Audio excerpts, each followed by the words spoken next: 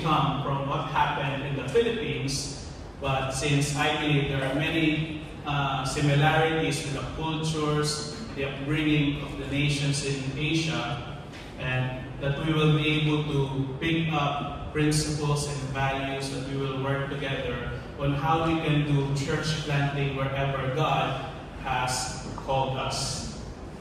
And it's a privilege because, just a quick story, when I was with Ricky and Anne doing like a tribal activity in the mountains, so it's a quick story of how God displayed His power and protection.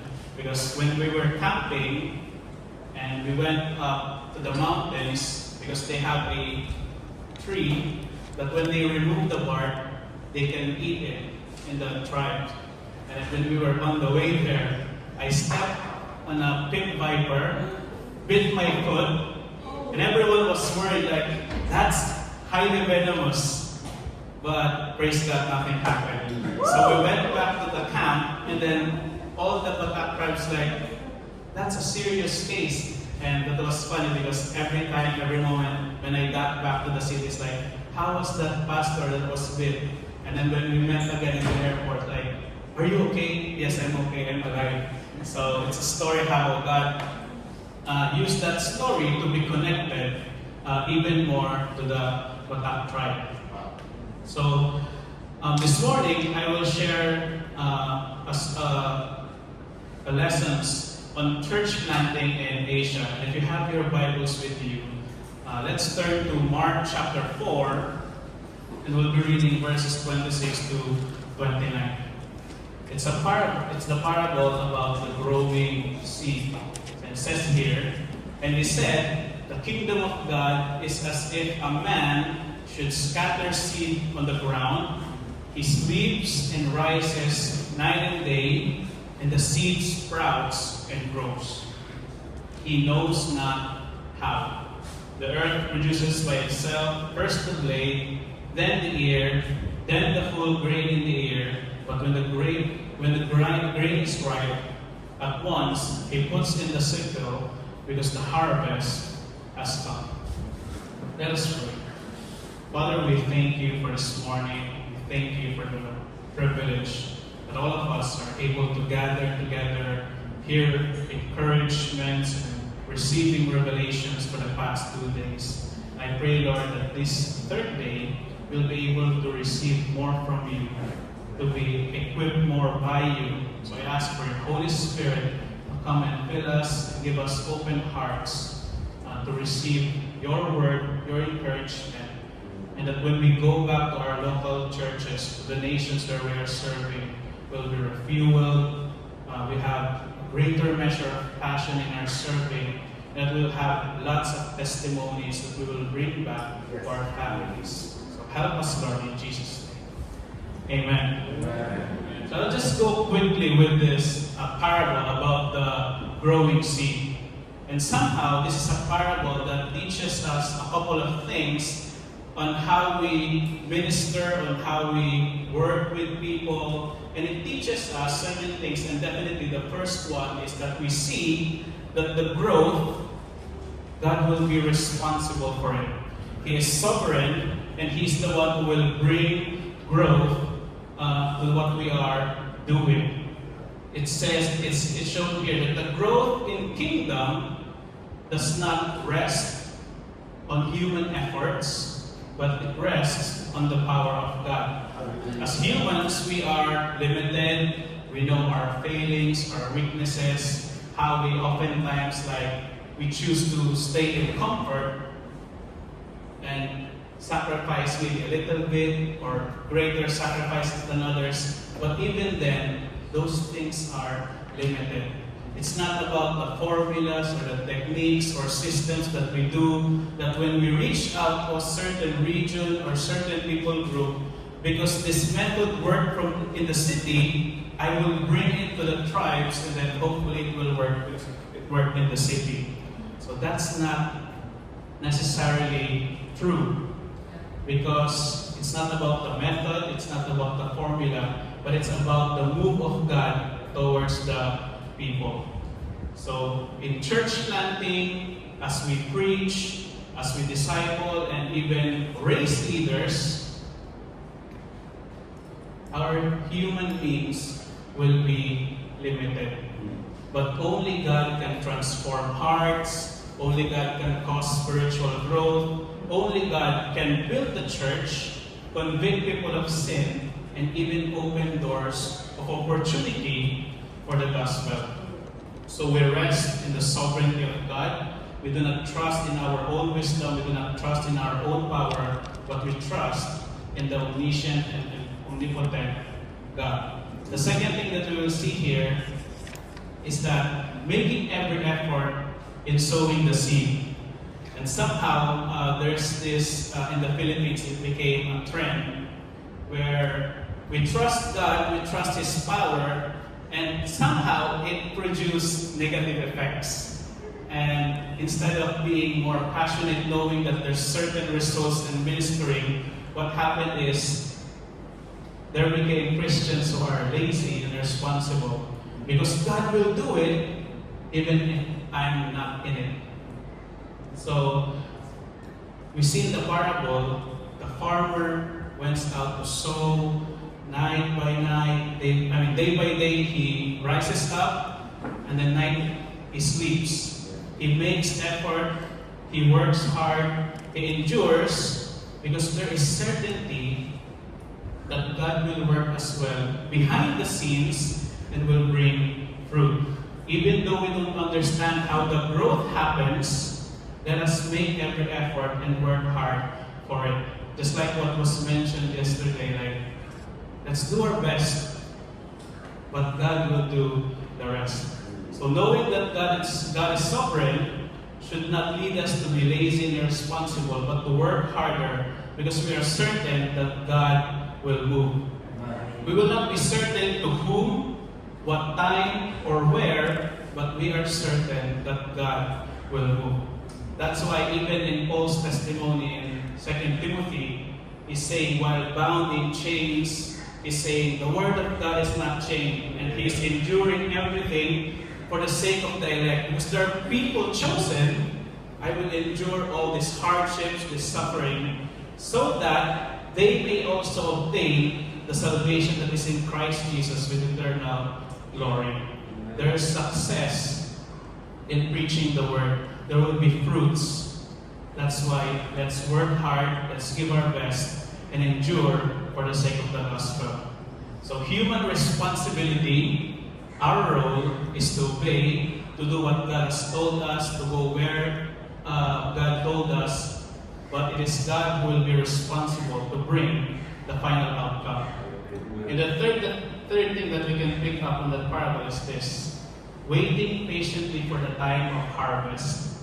Now this is a little bit tricky for all of us. In the parable it said there the stages and development of a plant, like first the ear, and first the blade, the ear, and then full grain in the ear. Because ministering, church planting, and everything that we do to equip other people to be sent out, it will all go to a process. Praise God if He will do it like by His grace, we will wake up and then we will be filled with a spirit full of passion, and I want to be sent to the end, and we're already equipped to do everything that God has commanded us. But most of the time, that's not what we see. So church planting, spiritual growth, even our own spiritual maturity, building foundation, and even casting visions to the people, the results does not come instantly. It takes time. We go through a process where we must wait. And I love the word waiting and patience, because it teaches us that there's nothing you can do about it, just sit still and wait.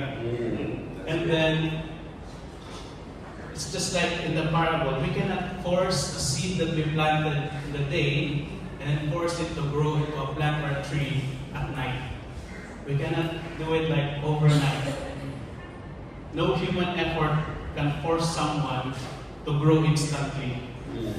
And it's a huge thing in the Philippines, because there are many methods and approaches where it says do this course, after 6 months, you're able to lead a church.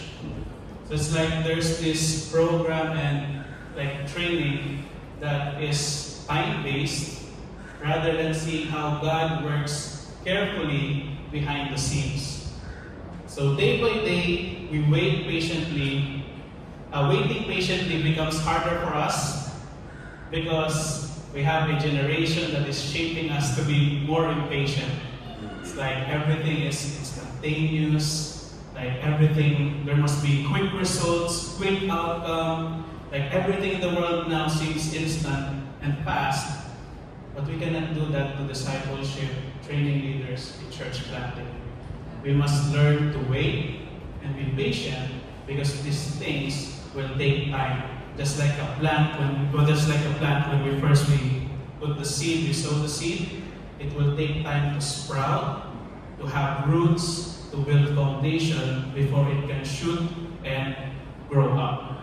So these three things, I would say, would be a great value that we have learned in the Philippines on how we can do church planting. And I want to focus on the second point to provide some practicals that we have seen, like the lessons that we have learned, that across the years we are serving in the Philippines, this really helped build us up, and I pray that it will help all of us. It's like having that question that as we rest in God's sovereignty, we wait patiently. How do we do that second part where we make every effort, and what are those efforts? How do we faithfully minister? So I'll be sharing just a bit of the things that we must do. It's not all, but I want to highlight certain things that I believe when we do missions, when we do church planting, we can focus on this even in every nation, in every context. So the first one is this: multiplying by training and equipping leaders. This is one thing that has been really, for the past years, we have received breakthroughs, how people gave their heart to God, to be on fire, to do the mission that He has commanded us. But definitely, I would ask, like, what kind of leaders do we want to build, and how should we do it? So the model that I would like to highlight is how Paul trained Timothy, how he trained Titus, that he became a father to them, calling them sons in the Lord. If we will train leaders, we don't want to build just like a band who will go on many different places, just sharing the same ideology. It needs to be relational. To train strong and compassionate leaders, a faithful leader will be a father to them as we guide to this next generation by setting an example to them first. So there's a concept in our world that if you're a leader, you can boss around everyone. Like, I will point you to where you should go and I will tell you what you should do.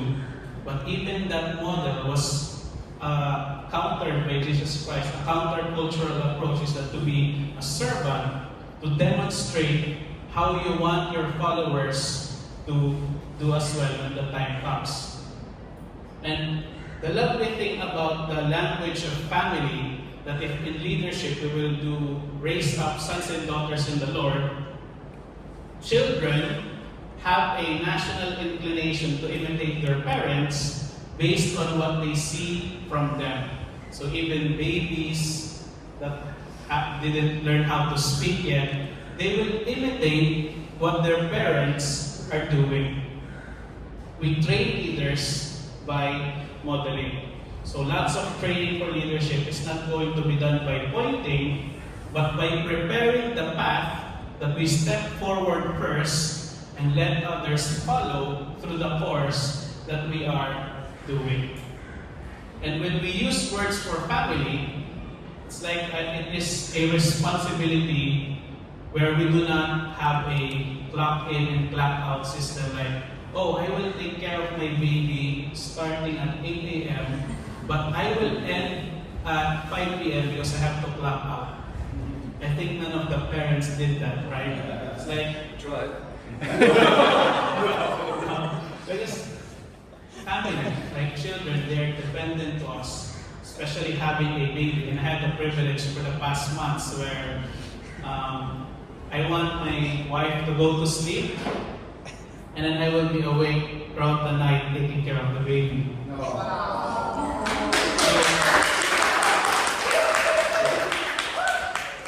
So that is the same with training in leadership.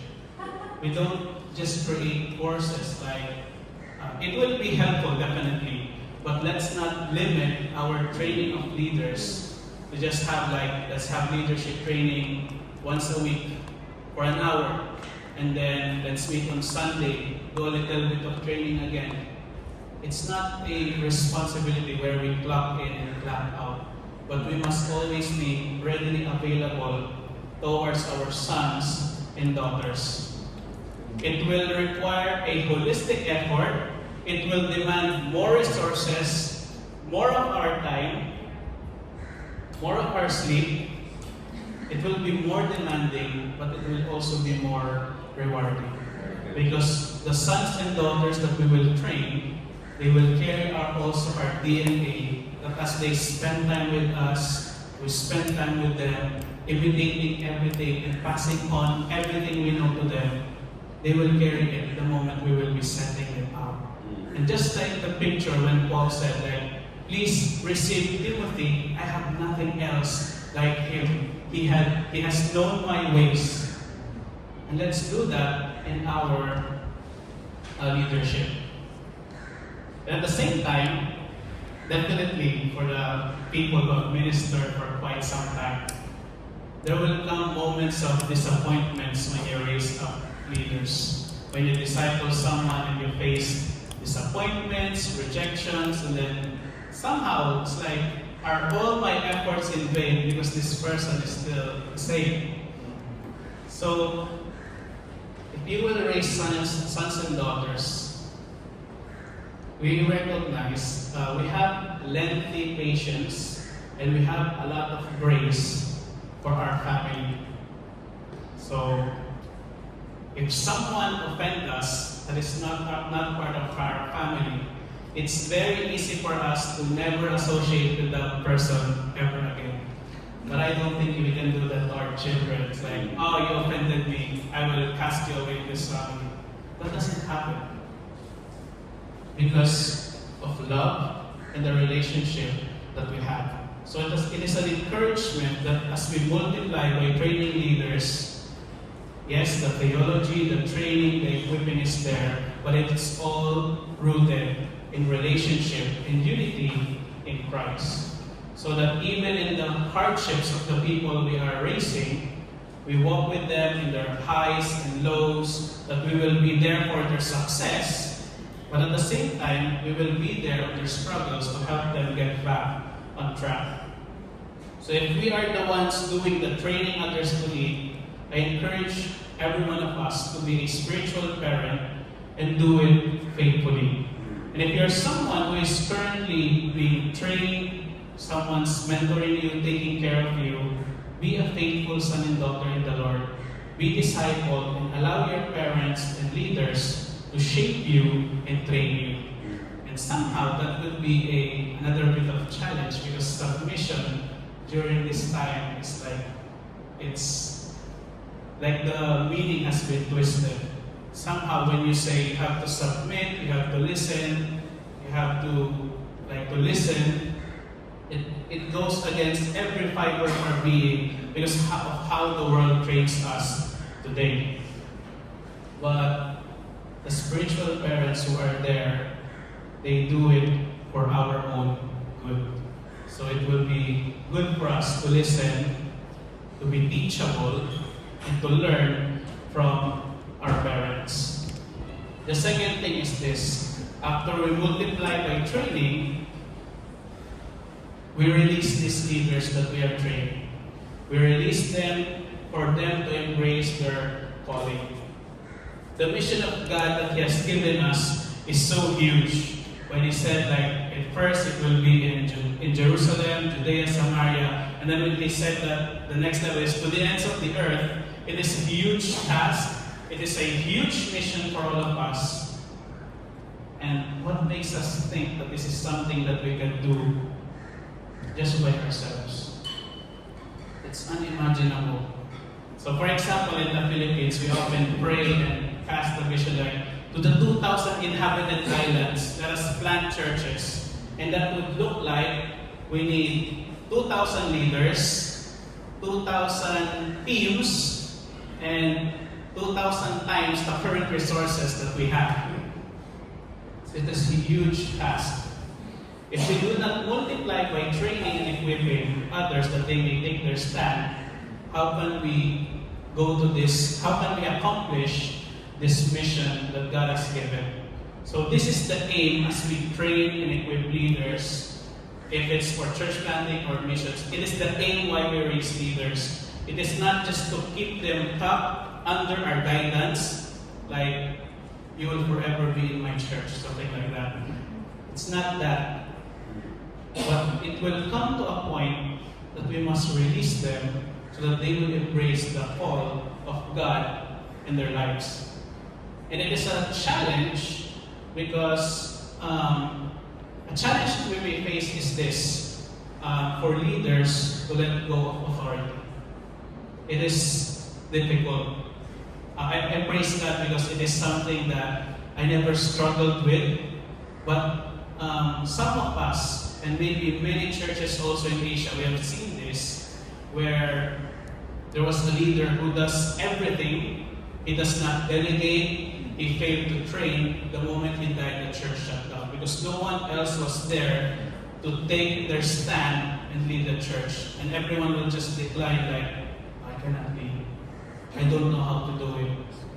So the church shuts down because of failing to train and give responsibility to the people whom we are raising up. So let us not be afraid of letting go of authority. Let's allow others to step up instead of being threatened that when they step up and then we see their potential that they may overtake us, instead of being threatened, find joy in it.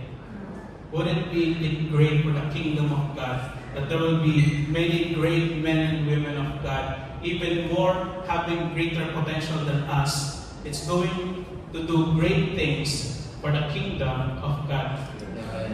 So it roots more in selfishness, especially in Asia. It's like, this is the church I built, I worked hard for this, why would I hand it over to someone younger than me?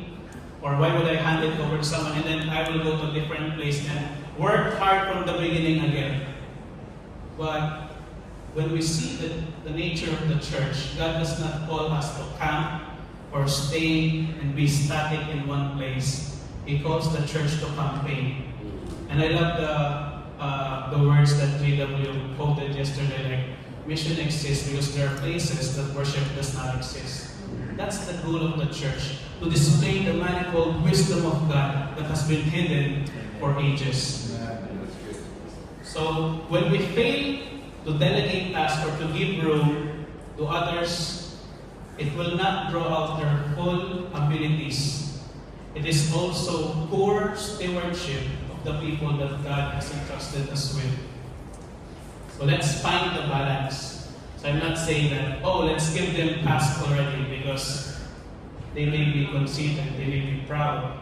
They may not learn to love and serve people first because of the sudden upgrade in the office and responsibility that they're doing. But at the same time, not too long, because they will be discouraged. Like, I will have no role, and they will just be standing behind always. So my encouragement is this, as we release them, let's have a generous heart for these people to succeed.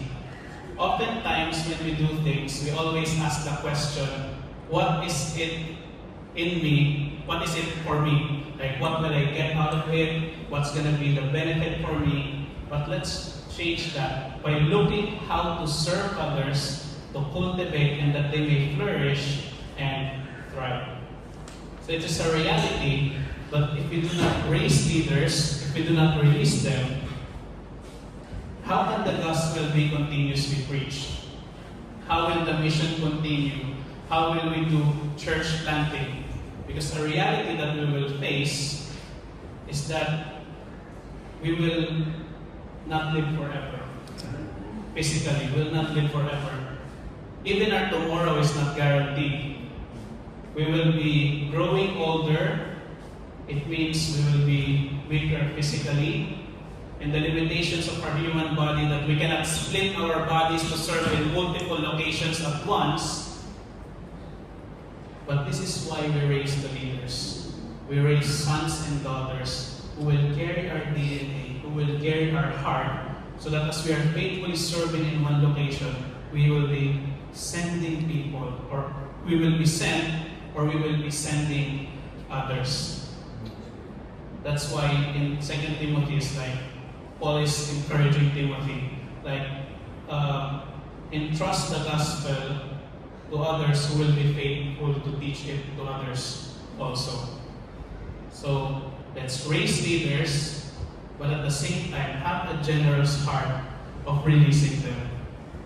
Not just holding them under our guidance or having that kind of control, because oftentimes we have these great standards in which we become the judge of when a person is ready or not. But let's give room for the Spirit to work. Because certainly, there can only be so much things that we can teach.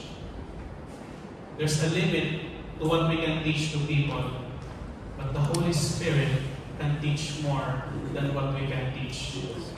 So, the last thing that I want to highlight is this. To partner in the gospel that is built in relationship. We will need to partner with one another because, again, we cannot do God's mission all just by ourselves. And what partnership teaches us is that we will be able to recognize that the perspective that we currently have in serving, others will have different perspective where we can learn from them.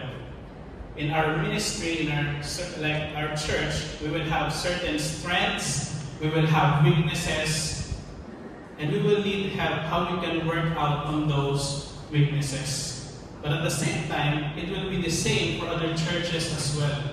So if we want to go further, advancing the kingdom of God, and to plant more churches wherever we are, we have to learn that our differences should not divide us.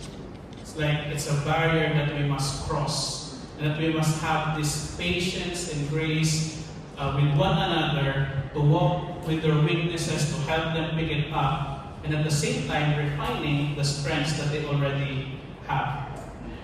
And partnering in the gospel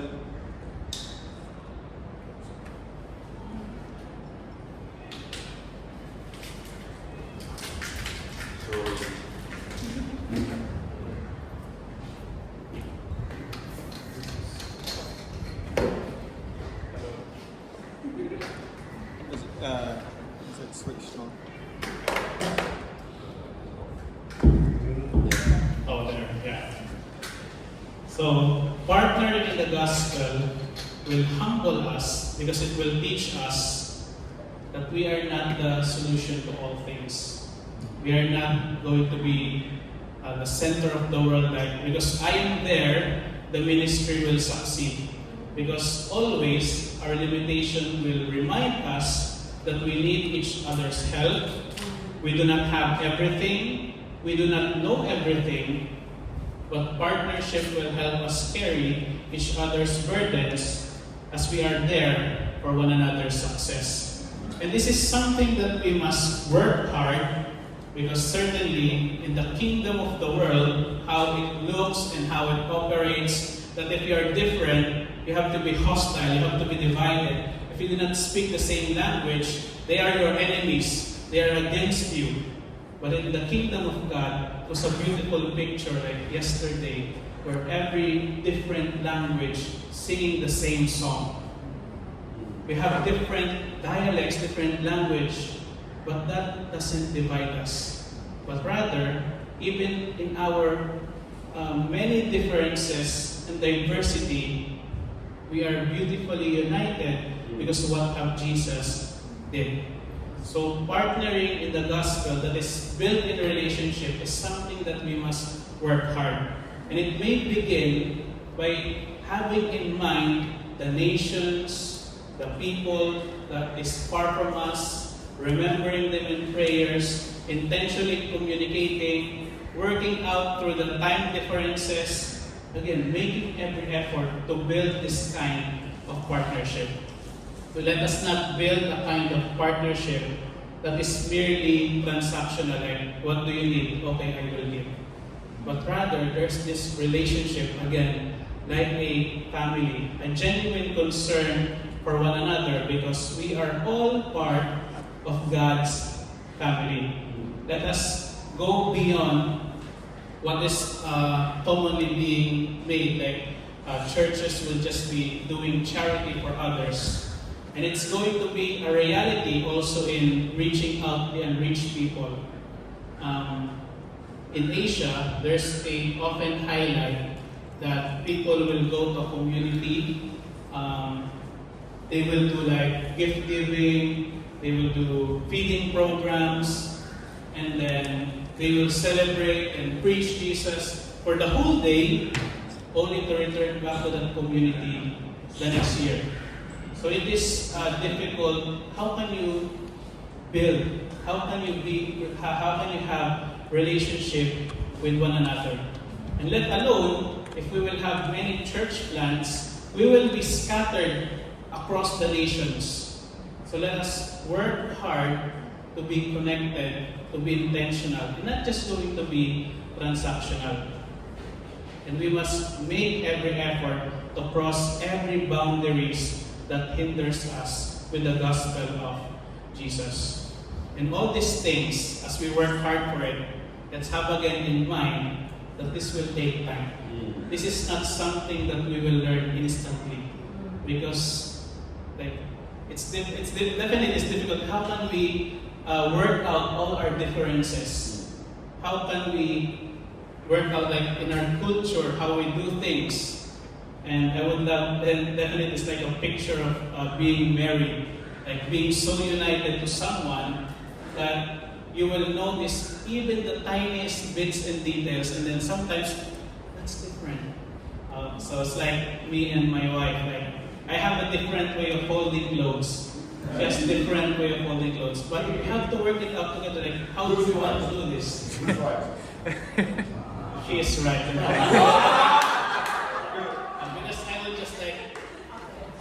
It's not neat, it's not clean, it's not presentable. So, oh, you're right on that one.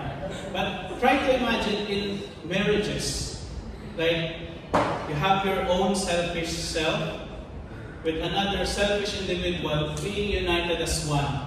And you have to work out all those differences, but you will still stay together. In our partnerships, let it be like that. Let us not be divided by our differences, but rather, let's enjoy the time together, how we can work out the differences and how we can turn it for our very own good. It may take time, it will need patience and endurance, but again, let's trust and rest in God's power and sovereignty, because definitely He will finish what He started.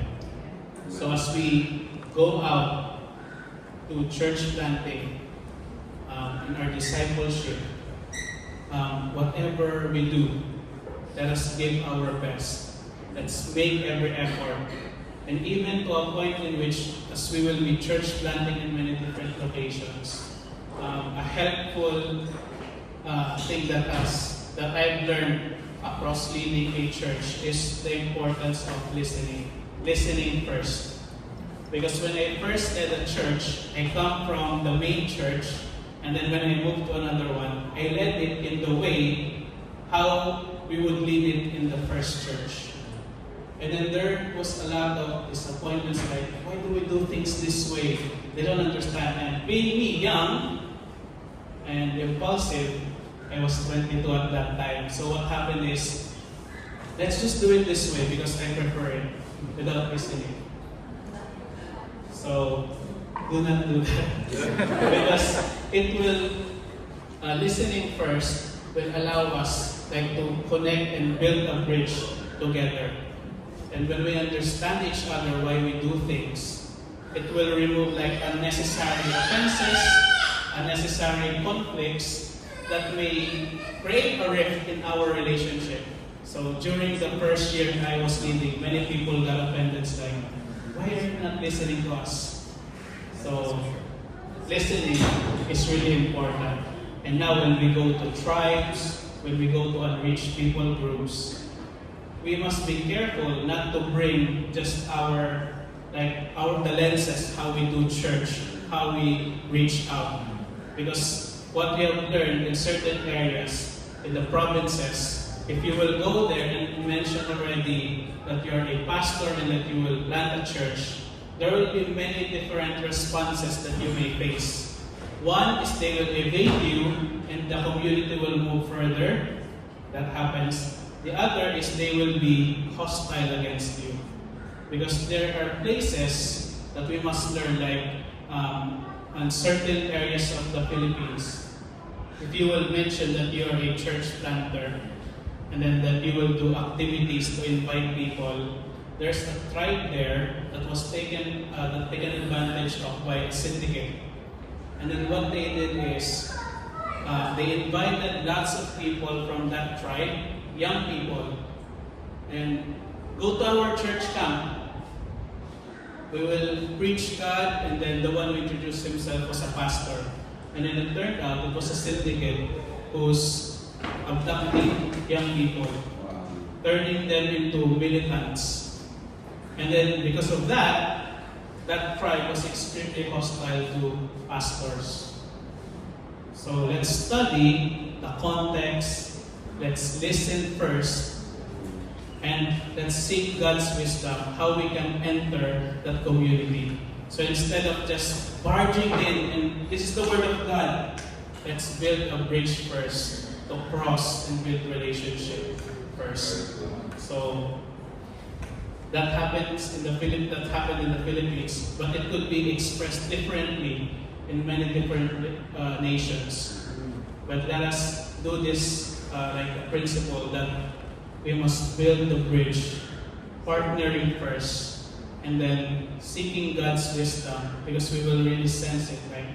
This is now the time to preach and teach the Word of God. So, taking a step back, and then at the same time looking and observing, listening, rather than just bringing our selfish selves. So these are some of the lessons that we have seen, and praise God, because for the past 10 years, He was able to give us breakthroughs on how we could raise up leaders. In 10 years, there's now 11 churches, and many more leaders are being raised up, and day by day, more connections are being connected to our family. And I pray that it's not just going to happen in the Philippines, but even in the nations that we are praying for, in Malaysia, in Cambodia, and even the flags that is represented that is not yet here. Let's pray that in the next year, we'll be able to build a bridge to connect to these places. That there will be representatives from Laos, from Myanmar, from Brunei, and then Asia. There will be tons of church plants because we will work together in bringing the gospel to them. Amen? Amen. Let us pray. Lord, we thank you because in every work that we do, you don't leave us or you do not abandon us. Thank you, Lord, that even when we do not see it, you are working. Even behind the scenes. Even in times it seems that we are just resting and sleeping instead of sowing the seeds. You're bringing growth. You're establishing roots. You're building foundations. You're strengthening the growth of people. And I pray, help us, Lord, that in Asia, you will teach us how we can do more church planting. I pray, Lord, that there will be such a huge breakthrough and blessing to train leaders, to raise many sons and daughters in the Lord. That we will be united, having the same DNA, carrying the same values and principles, and bringing it into the nations. I pray, Lord, bless us with such breakthroughs. Bless us with such thing happening in the next years for us. I pray, Lord, as well, that at the same time, teach us patience. Even when the world teaches us to reach out for instantaneous results, but having shallow foundation because of its quickness, I pray, Lord, that we'll be faithful even if it seems slow.